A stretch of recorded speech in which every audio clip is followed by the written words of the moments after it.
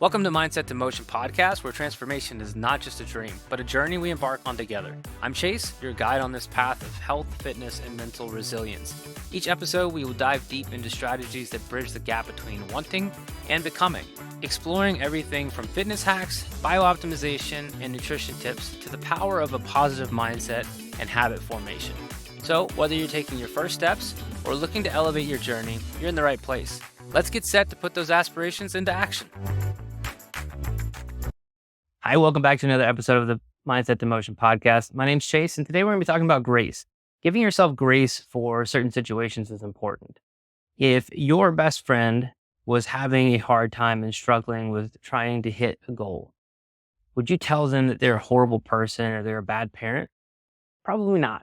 Most times you would look for the positive things that they've done. You would tell them about all of the stuff that they've succeeded in and why succeeding in those things has made these other areas difficult to achieve.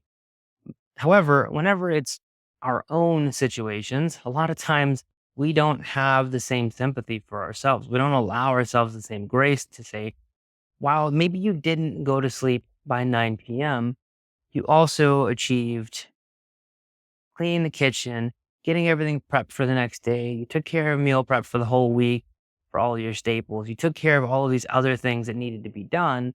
And yes, you stayed up later, but you also achieved a lot of stuff in that day. A lot of times we don't have that same grace with ourselves, and we don't tell ourselves, hey, look at how many awesome things you did. Maybe you didn't hit this one goal, but you did hit all these other goals.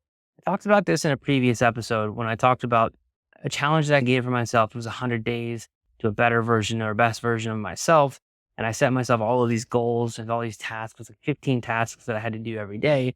And there were some days where I got 14 of them done and I missed one. And that was what I beat myself up over. I can't believe I missed this thing. I was a failure because I missed this one thing. And so I meet with a health coach. I meet with a coach that I discussed, my goals, things that I've been doing on a regular basis, both health and fitness goals, as well as mental goals. And there are times where I will talk to him about, man, I don't feel accomplished. I feel like I'm failing at all of these things. And here's what I've been able to do. And just in conversation, he's taking notes on stuff and then gets to come back and say, man, look at all the things that you did accomplish in this week.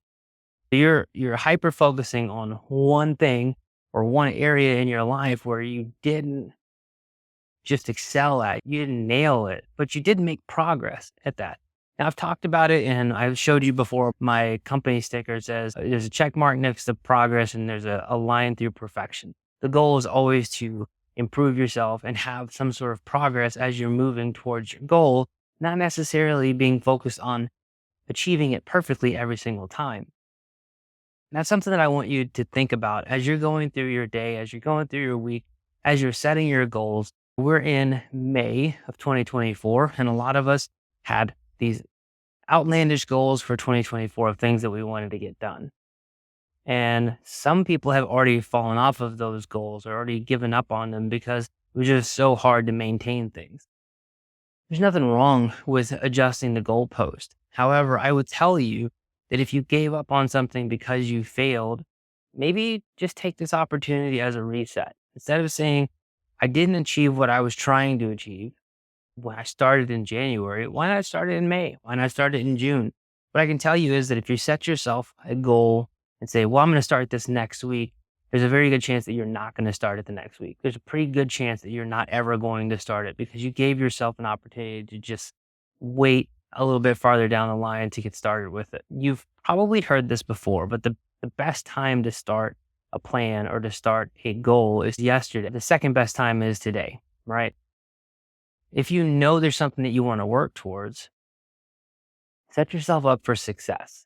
One of the best things that you can do is find an accountability partner or find somebody who is willing to support you. And I mean fully support you. You need to have somebody who's not afraid to tell you, hey, you missed this. Hey, you failed at this. And spend time with you to review how can we get you back on track. Because it's not about saying you failed and you are horrible. It's about looking for ways to move yourself forward, to praise yourself for the areas that you did accomplish and look for ways to make modifications to get yourself back on track for those other things that maybe you had a little bit of a hard time achieving. Not everything is going to be perfect. A lot of times we set these goals of, I want to be in bed by 8 o'clock. I want to do X number of push-ups. I want to do X number of pull-ups. I want to work towards this. I want to work towards that. And we always set these, a lot of times outlandish goals. And that's where having an accountability partner is important, but also working with a coach who can help you understand what is a realistic goal. As I went through the certified personal training course, as I learned with that, one of the things as a personal trainer that we're taught to do, and I think it's important, is to set SMART goals, right? And it's an acronym for specific, measurable, attainable, realistic, and time-based. And the point of that is not about just having some catchy things. It probably is to put it together to make it easy to remember, but the main focus of the SMART goals is you're setting something specific, right? It needs to be a target that you're actually working towards, not something like, oh, I'd like to lose some weight. Well, how much weight? I want to lose 5 pounds. That's a specific goal. Or maybe it's, I want to lose 2 inches off my waist. So I want to go down 2 inches in my pant size, waist circumference. Or maybe it's, I want to be able to run a mile without stopping, right? So setting a specific goal, and doesn't mean that's still specific. Running a mile without stopping is a specific goal.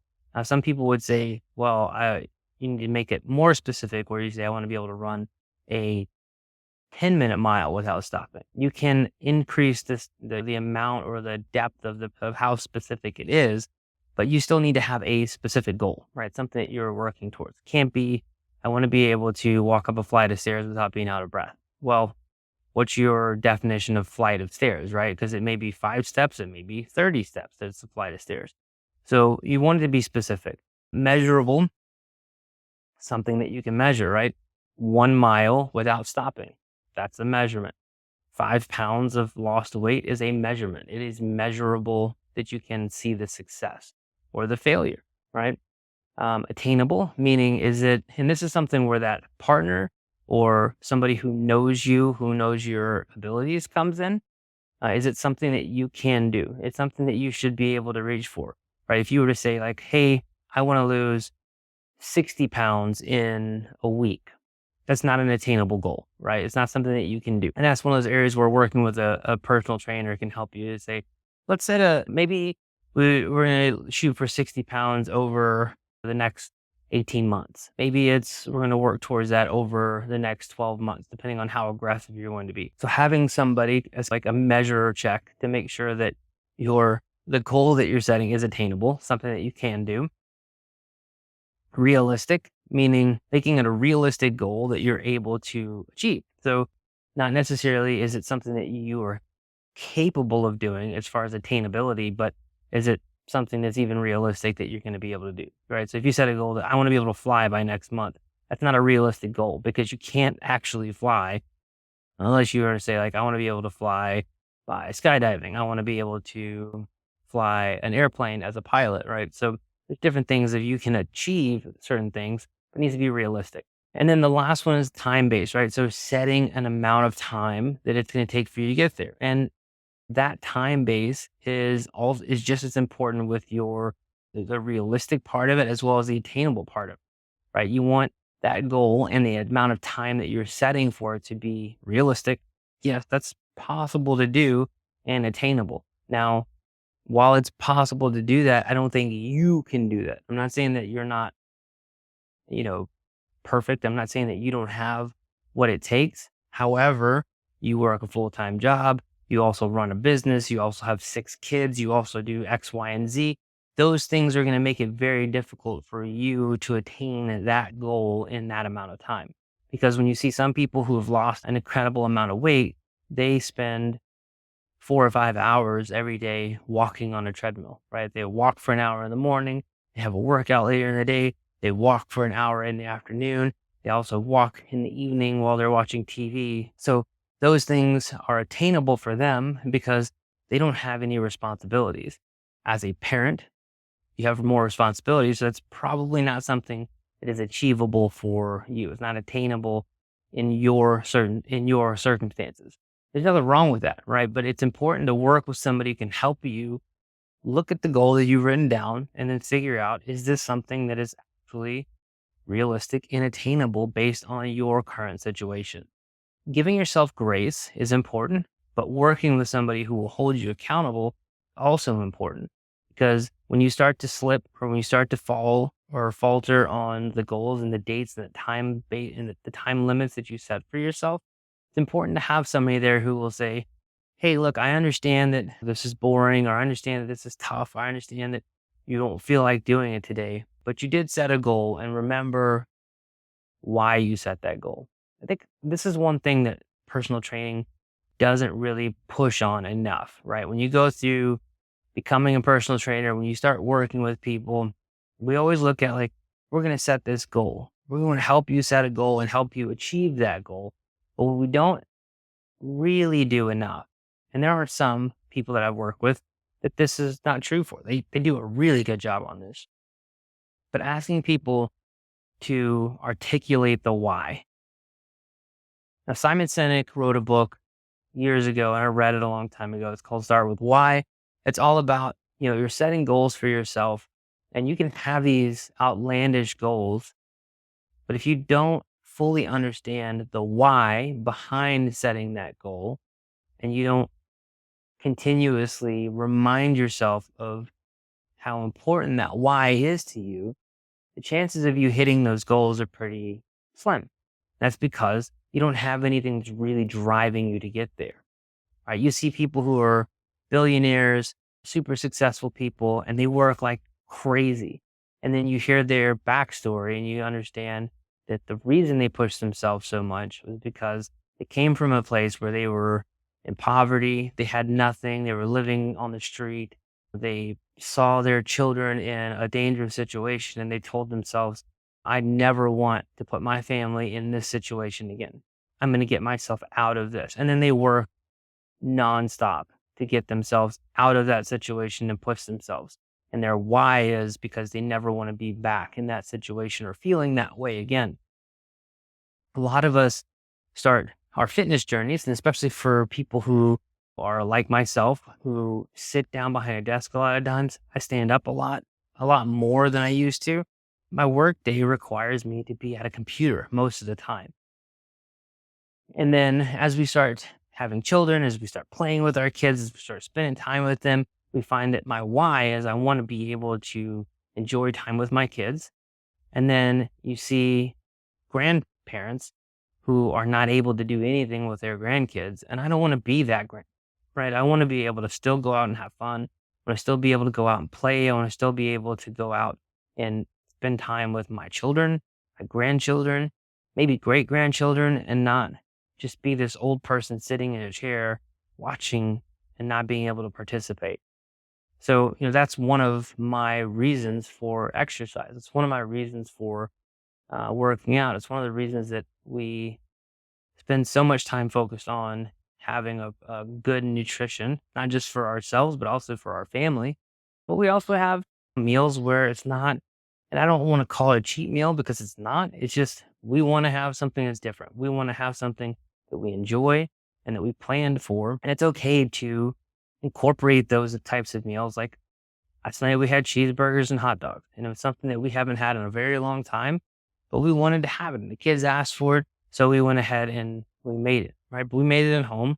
We still had what we wanted to. We still had good protein and proper amounts of carbs and vegetables throughout the day. So we know that we can accommodate for those things.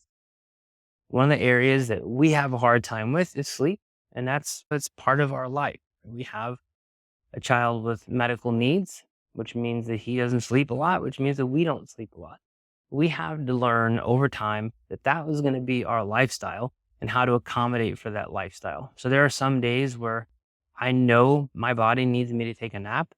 So I try to work that into my schedule. There's some times where I just end up having to take off of work because I know that I need to allow my body to rest and recover. I also have a really supportive spouse, and she works really hard to make sure that things work throughout our home make sure that things are successful and that things are where they need to be when they need to be there. She accommodates for on the times when I need to rest and I need to allow my body and brain to recover. And we try to do the same thing for her. So on days when she just needs that recovery time, allowing her to go take a nap, which I will say that one of the hardest things for a parent to do is to do what feels like we're wasting time, right? So there's a lot of times where it would be really nice to just lay down and rest and allow our bodies and our minds to reset. A lot of times we feel like we just can't do that because when they're taking a nap, this is the perfect time to get laundry done, to wash the dishes, to do this, to do that. The floors need to be vacuumed. We need to mop. Like all of these other things still need to be done. But then you find yourself still exhausted at the end of the day, still tired and still stressed out over all of the things that you didn't accomplish. I would tell you that it's probably just as important to allow yourself the grace of maybe not everything gets done today, but maybe I get an extra hour of sleep by taking a nap today. Maybe I get 30 minutes of time to just allow my muscles and my mind to recover by taking a nap today. So be graceful with yourself. Allow yourself the opportunity to fail with grace. And don't look at every failure as a diminishing return of your success. Sometimes a failure is just a small step of progress towards the goal that you're reaching for. Sometimes a failure is not because you weren't perfect, but it's because you're now learning how to do something a little bit better. There's all these examples of people failing at things and becoming successful later, right? Thomas Edison with the light bulb, he had 9,999 ways to not make a incandescent light bulb.